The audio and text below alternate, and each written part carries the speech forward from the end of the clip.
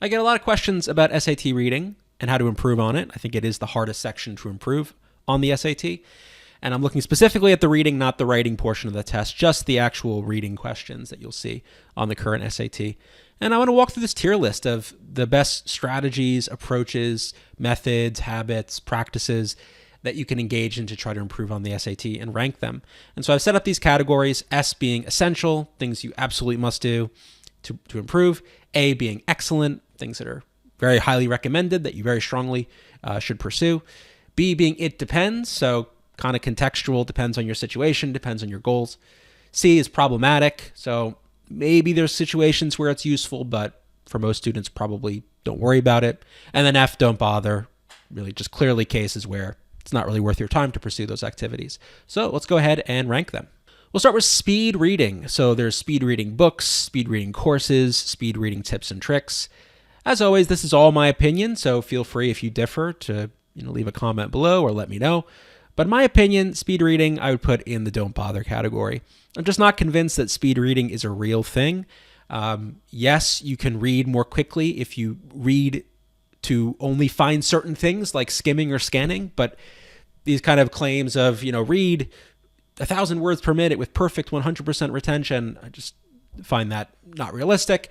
And so I wouldn't really waste any time engaging in any kind of specific speed reading practices. You're going to get faster as a reader when you just read more and you learn more and you have more background knowledge and sort of more familiarity with texts. You'll read more quickly, more naturally. But trying to force it with artificial techniques, I'm just not a big fan. Next, vocabulary flashcards. Maybe a little bit of controversial answer as well. I'm going to put this in at C. Not a big fan of it for the SAT. There are certain circumstances, maybe with high frequency word lists, where maybe some flashcard work would be valuable. But generally speaking, I just don't see a high ROI, return on investment for your time, when it comes to vocab flashcards. If you have a word list, say something you find on Quizlet or elsewhere, you have to ask, how is that list generated? If it's generated based on words that appeared on previous SATs, doesn't that make it more likely that those words won't appear again? Seems likely that they're less likely than they would by chance to appear because they've already appeared. So why would they reuse some of those hard words again? Then if you're not going to use previous tests, what are you going to do? You're just going to sample the thousands and thousands of words that the SAT could potentially test in the future. Just the amount of time you're going to spend doing this for the value, the ROI you're going to get, I think it's very minimal when you could be spending your time doing other things, as we'll walk through. And I also am somewhat skeptical of the idea that you can learn definitions sort of decontextualized from actual sentences and texts. So often our understanding of words is based on the context. It's based on meaning and usage and tone and all these subtleties. And so just learning a definition out of a dictionary, it's better than nothing in some cases, but I don't think it's as much utility as you might think. As always, building up your vocabulary organically over time is what's going to lead to the best results for you in the long run. YouTube videos. This is kind of ironic given the channel that I'm putting together here, but I'm going to put this as it depends. So it depends is a category where I'm not saying it's bad. I think maybe there's a sense in which sometimes the things in category B can be overrated, but there are times where the things in category B can be valuable. We just need to understand their use and their place. So YouTube videos, like any kind of passive learning, it's not bad, but if your studying diet is solely videos, if you just watch a video and another video and another video and not do any of the things in the tier S or A groups, it's just you're going to have a very hard time to improve. Targeted videos that aid you in the processes of tier S and tier A, like doing practice questions, practice tests, that kind of studying can be very valuable. But, videos where, top 10 tips and tricks for improving on reading, for example, whatever. It's fine. It's fine. It's a nice little entertainment, I guess. But in terms of actually improving over the long run, probably not going to be so helpful. So in general, YouTube videos, they can be part of a balanced breakfast, so to speak, right? You can use them to improve in certain aspects in targeted ways, but it should not be your diet of solely videos. You should be doing as much active engagement, active work as possible. Now, what about official practice SATs from the Bluebook? This also might be a somewhat interesting answer. You might not expect this. I think it's actually not an S, which I think most people would put it in. I put it in as A. So still excellent, still something you must do. But the thing with practice tests is they are primarily for measurement. They're primarily to tell you sort of where you stack up in the scoring distribution. In terms of actually helping you learn, assuming that you're reviewing your wrong answers, certainly it can be helpful. But in terms of getting to that next level in your reading, practice tests alone are not going to do it. Like if you take a practice test and get a 650 reading, and then take another practice test and get a 670, and take another practice test and get a 660, I mean, what are we really doing here? We're just kind of measuring your current status again and again and again, but we're not actually moving the ball forward. We're not actually improving in the skills, the knowledge, etc. that we need. So practice tests, of course, have their place. They're great for building stamina. They're great for giving you a sense of where you're at. They're great for getting exposure to the format of the test, building your pacing, your overall approach to specific questions, learning patterns. All that is great, which is why it's A, but I don't think it should be the core of your practice. Certainly, you should sprinkle tests into your practice, but I think there are other activities that are more important in the long run when it comes to improving on reading. So big fan of practice tests. Again, in their place, and when we understand what they're there for mostly for assessment and measurement and for building familiarity and stamina. But in terms of building skills, I think there's some better things. Learning grammar or sentence structure. So I'm going to put this in at B. So the idea of learning grammar or sentence structure is there are certain texts, maybe not so much on the current SAT, but certainly on previous ones. There are certain passages maybe where this would apply, where the challenge is in parsing the text, understanding exactly what they're trying to say, because the sentences are constructed in complex ways. The text is dense.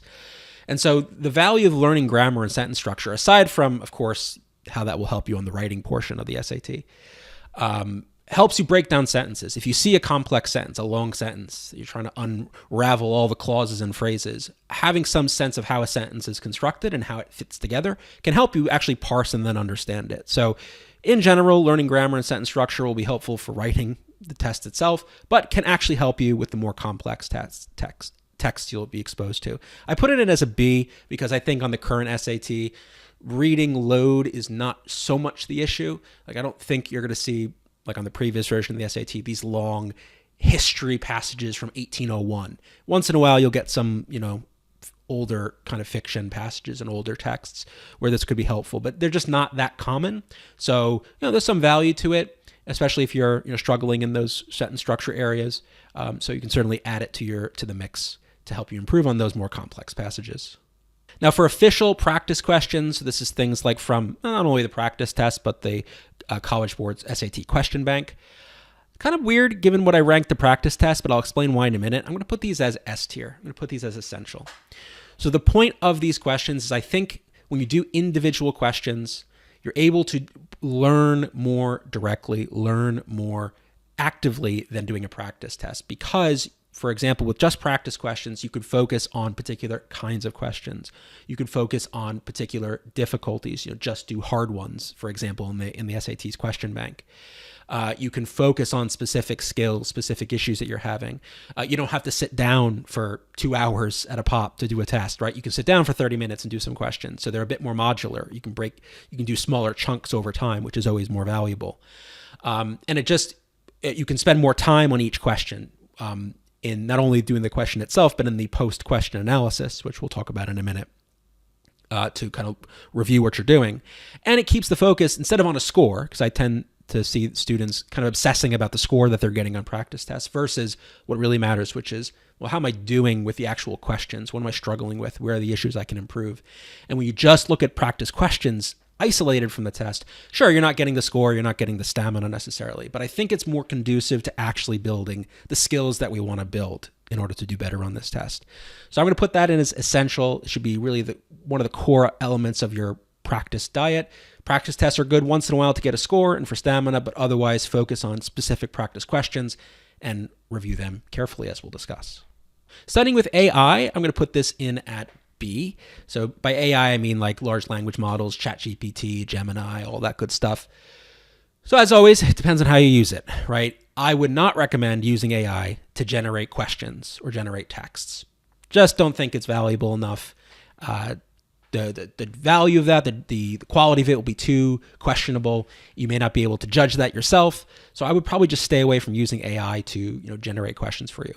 However, using AI to help you understand and study is actually quite valuable, especially when it comes to specifics of language. Like if you read something in a text and you don't understand what does this phrasing mean, and you try to work it out yourself and you still don't understand it, pop it into ChatGPT and it can give you a lot of good background, good context, good ideas about what that means. So it's just a good way to, you don't need a tutor or a teacher to tell you what something means. Just put into ChatGPT. That being said, it's important to, as best as you can on your own, try to figure out what's going on with that sentence or that text. The kind of danger here is as soon as you hit any kind of resistance, you may be tempted just to pop it into ChatGPT. I think that is not a good idea. You want to try to do as much as you can on your own. And then like you would have a teacher, you can become dependent on a teacher too, right? You could hit a roadblock and then just go to the teacher or tutor and ask them. So same issue, really, whether it's a teacher or ChatGPT. But you want to try to encourage yourself to do as much struggle as you can. And then if you really just are at your, the end of your rope, then go ahead and knock out, go to ChatGPT, copy and paste what's there, and it'll give you some good background, some good feedback. So I think as a study aid, as like a second line of defense after your own work, it can be quite helpful. But again, don't use it to generate questions. Any AI generated questions can be pretty sketchy, so I would avoid that. Prep books is a bit tricky. We'll talk about third-party questions in a minute. So by prep books, I guess I just mean like learning strategy from prep books. In that case, I'm going to put it in as a C, and maybe I would keep it as a C even talking about the questions. Look, prep books can be good. There are some that are better than others, I think, but always the thing I wonder, if you're having trouble reading, is reading about how to read actually going to matter? I think at the end of the day, you need to expose yourself to texts, to questions, to struggling with language, and reading about how to read seems kind of circular, right? It's like, isn't that the problem? Isn't my challenge I'm having trouble reading? And so will reading this thing tell me how to read? So as we'll talk about with strategies, maybe there's some value to strategies you can extract from these books. But as we'll discuss in a little bit, we already did with YouTube videos, I think YouTube videos are better when it comes to explanation rather than a prep book in some cases, because if you're having problems reading the explanation may not help. It could, but may not, whereas getting a kind of verbal explanation might be better for you if you're having trouble with the reading. So C might be a bit too harsh. Maybe it's between, it's like a B minus, C plus kind of range. But I think there's just other activities out there, other approaches that are better than prep books. Reviewing missed or tricky questions, absolute A tier, absolutely essential. This is like the whole point of doing practice questions. So I separated it from practice questions just to really highlight how important this is. If you're just doing questions and you check the answer and you get the question wrong and you say to yourself, oh boy, that's annoying, I wish I didn't get that wrong, and you move on, that's a missed opportunity. You need to spend time figuring out as best you can. Again, maybe AI can assist you in that process, but as much as you can on your own at first, trying to figure out what went wrong. What was I thinking when I put B? Was I stuck between my answer and the right answer? And why did I go with the wrong answer instead of the right answer? Did I eliminate the right answer for some reason? Was there some vocab in the question or choices that I wasn't sure about? Was there an aspect of that text that I was unsure about? Did I approach the question in the wrong way? Did I look for the wrong sort of evidence? Did I fall for certain traps? All of these are the kinds of questions you can ask yourself when you're analyzing the questions. And that really is the core of that learning process. The reason why we do questions is really for when we get them wrong, or even if we get it right, if we struggle with it, if it's a tricky question. That process of review and revision is the key. That is where you're going to get so much of the improvement. And if you skip that, honestly, you probably shouldn't just do any studying at all. It's an exaggeration, but if you're just kind of exposing yourself to the questions, this got some value. But exposing yourself to the questions plus the revision, the review, that is the rocket fuel to go where you want to go. So definitely putting, those two kind of go hand in hand in the S tier. They're the core of what you should be doing when it comes to practicing for SAT reading. Classes and tutoring. So I'm going to put this in at B. By classes, I mean like group classes, tutoring, one-on-one or small group tutoring with the actual instructor. As always, it depends. No class or tutor has the magic words, especially when it comes to reading, to improve your score, right? There's no incantation, magic spell that will, in 2 weeks or 5 weeks or 6 weeks or 10 weeks, improve your reading score by 200 points with no effort on your own, right? That's just not possible. In my opinion, maybe such a thing exists, but I haven't found it, and I don't think it'll ever exist. So classes and tutoring are not for, I don't want to do anything, I just want to take a class or work with a tutor and then I'm good. Unlikely. However, they are good for really one of the hardest parts of studying, which is actually doing something, right? Getting started, actually putting in some time and effort to prepare and to do the work. That is pretty hard. And so the value of classes and tutoring often is actually just getting you in a time and a place to do something and to have expectations, have someone tell you, okay, for next week, I want you to do X and Y and Z. And if you're not able to do that on your own, then yeah, classes and tutoring is great. It can provide you that structure. Also, especially with reading, I think especially one-on-one tutoring can be helpful because when you're unpacking those reading questions, having someone in more of an expert who can analyze the way you're thinking and point out to you, okay, you thought this, that's the mistake you made. Instead, you should be thinking this way. It can be quite valuable. It's generally, hard when you're learning something to bootstrap yourself out of your level of knowledge into, expert level if you're not an expert. So having an expert, having the expert feedback, whether it's a tutor or other means, but having that expert feedback can be quite valuable. So in terms of discipline, accountability, in terms of feedback and general guidance, classes and tutoring can be quite helpful. But if you're thinking, well, I'll just take the class and I'm good to go because they told me that my score will go up by 200 points if I just attend the classes once a week, probably not a thing. So tread carefully with these. They're never required. No one needs to take a class or tutoring to improve or to do well. But in many cases, it can be helpful as part of a balanced diet, right? As part of a general program of studying that hopefully you're engaging in. Reading a lot. So I'm putting this at S tier. This is probably the most important thing to do. I mean, the downside, why this is maybe like an S minus, is because it's like a long-term endeavor, right? It's like if I said, you want to be healthier, eat well, exercise, get good sleep, and reduce your stress. It's like, yeah, great. Of course. Kind of the same thing with this tip, right? Read a lot. So read fiction, read nonfiction, read essays, read articles, read monographs, read novels, read poetry, read, nonfiction books, read fiction, read all kinds of things. Expose yourself to all kinds of knowledge, all kinds of vocabulary. That is the main way you're going to build up that base of vocab, a base of background knowledge that's going to help you read more quickly and more efficiently. I think another kind of minor flaw with reading a lot is, while number one, if you read anything, I'm happy, there's better stuff to read than others. So if you're just reading like young adult fiction, again, no slam on it, perfectly fine. But if you're just reading that, you're probably missing out on other opportunities, considering on the SAT, only a few questions will actually have to do with fiction. So rest of it's nonfiction and science. So you want to make sure you've got a wide diet of different kinds, different genres, different lengths, different difficulties, different expectations in what you're reading. So that's one thing. The other thing is just be careful. You're not getting much feedback, right? That's why I think you need to pair this with questions. You need to know, when I'm reading this, am I reading this effectively? Am I drawing out from this text the meaning that I need to draw out in order to answer these questions? And if you're just reading on your own, you're not getting much feedback, right? You're enjoying reading the text and you've read something, you think you understand it, but do you really? So you got to couple that with the questions, because the questions give you the targeted feedback to tell you, yes, you're on the right track. Yes, you are reading appropriately. You're reading effectively. But you need to build up that base. So reading a lot is absolutely essential. So go wild. Again, read widely, not too strict here. As long as you're reading consistently, it'll put you at such an advantage, not just for the SAT, by the way, but literally everything in life. It is an absolutely essential life skill, life habit to engage in. It will help you no matter what you do. Like once you're done with the SAT, whatever you move on to, being a strong reader, which can lead into being an effective writer, an effective communicator, is super important. So it's a good habit overall. Learn strategies, tips, and tricks. This one to me is kind of tough. I have it between A and B. I'm just going to put it in as A because I put tips and tricks in quotes somewhat pejoratively because we're all looking for tips and tricks, but especially with something like SAT reading, I just don't know if there really are that many tips and tricks in the ways that we hope there are, right? These quick little hacks that improve your score 100 points. I mean, they just don't really exist. But learning how to approach certain questions, learning how the SAT constructs the wrong answer choices and how they try to draw you away from the right answer and draw you towards the wrong answers.